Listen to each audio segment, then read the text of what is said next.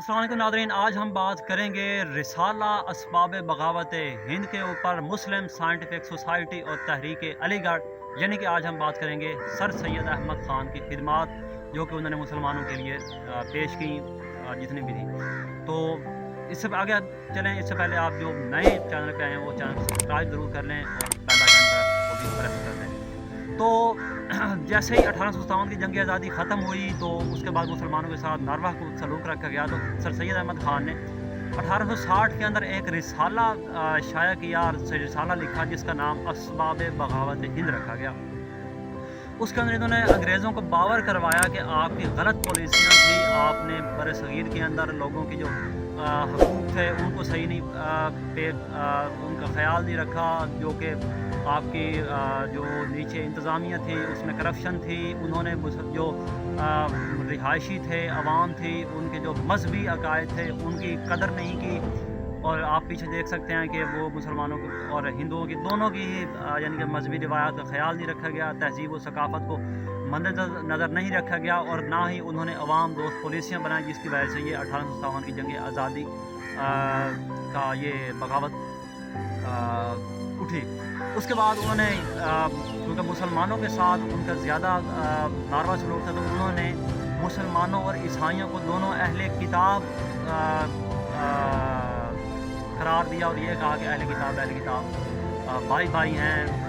कुछ इस किस्म का वो जाके हिस्ट्री के अंदर मिलता है कि उन्होंने इस तरह से मुसलमानों और अंग्रेज़ों को यानी कि ईसाइयों को करीब लाने की कोशिश की, क्योंकि हिंदू इससे बहुत ज़्यादा फ़ायदा उठा रहे थे और काफ़ी हद तक ये कामयाब भी हुए। तो इस रिसाले ने काफ़ी ज़्यादा अहम किरदार अदा किया मुसलमानों की जो हालत बिगड़ती है उसको संभालने में।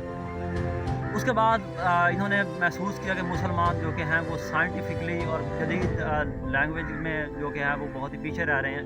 तो उन्होंने फिर 1864 के अंदर अलीगढ़ में मुस्लिम साइंटिफिक सोसाइटी का क़याम किया, जिसका मकसद ये था कि मुसलमानों को जदीद अलूम से आरास्ता किया जाए, उनको अंग्रेज़ी के साथ साथ बाकी मकामी ज़ुबानों के साथ साथ बाकी ज़ुबानों में भी सिखाई जाएँ। अंग्रेज़ी जिस तरह वहाँ पे सरकारी ज़बान का दर्जा हासिल कर चुकी थी, और इस सोसाइटी के अंदर जो कि अंग्रेज़ी के अंदर कुतब थी उनको फ़ारसी के अंदर और मकामी ज़बानों के अंदर ट्रांसलेट किया गया, उनके तराजुम किए गए और लोगों के लिए वो पेश की गई, और वहाँ पे रिसाले भी छपते थे मुस्लिम साइंटिफिक सोसाइटी के अंदर। और उन्होंने काफ़ी हद तक सियासी तौर पर और ये सोसाइटी का रोल रहा मुसलमानों को एजुकेट करने में और उनकी जो तालीमी और किरदारी जो कि थी उनको उजागर करने में। उसके बाद इन्होंने एजुकेशनल तालीमी लिहाज से बहुत ज़्यादा काम किया इसके ऊपर। तहरीक अलीगढ़ की बात की जाए तो उन्होंने 1875 के अंदर अलीगढ़ के अंदर मुहम्मदन एंग्लो ओरिएंटल कॉलेज का आगाज़ किया। इस कॉलेज की जो ख़ास बात थी वो ये थी कि इसके अंदर ना सिर्फ अंग्रेज़ी को दुनियावी और दीनी दोनों अलूम को शामिल किया गया और ज़्यादा जो तवज्जो दी गई वो अंग्रेज़ी और दुनियावी अलूम पर दी गई, क्योंकि पहले ही मुसलमानों के अंदर मदारस थे, दीनी मदारस थे, लेकिन जो कमी आ रही थी वो जदीद अलूम की तरफ आ रही थी, अंग्रेज़ी की तरफ आ रही थी। और इन मामलात में क्योंकि मुसलमान ज़्यादा से ज़्यादा इन अलूम को हासिल करें और ख़ुद को इस काबिल बनाएँ कि वो सरकारी मुलाज़मतों के लिए अहल हो सकें।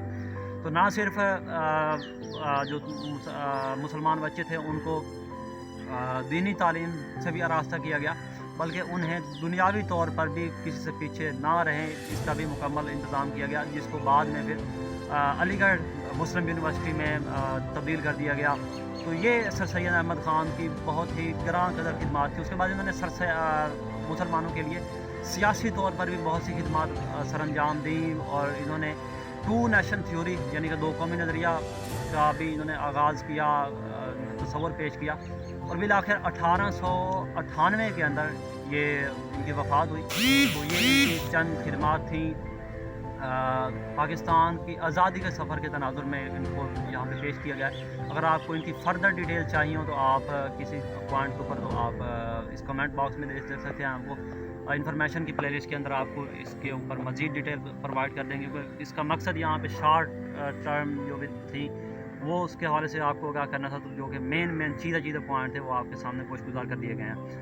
और उसके बाद माज़रत चाहेंगे कि आपसे काफ़ी लंबे अरसे के बाद ये सीरीज़ को दोबारा से कंटिन्यू किया जा रहा है। कुछ मसरूफ़ियात ही ऐसी थी, لیکن انشاءاللہ العزیز یہ اس کا سلسلہ جاری رہے گا. انشاءاللہ اگلی ایپیسوڈ میں ہم ملیں گے 2 قومی نظریے کے ساتھ. اور چینل کا کنٹینٹ پسند آئے ضرور آئے تو چینل کو سبسکرائب ضرور کیجیے گا. انشاءاللہ ملتے ہیں اگلی ایپیسوڈ کے اندر. تب تک کے لیے خدا حافظ.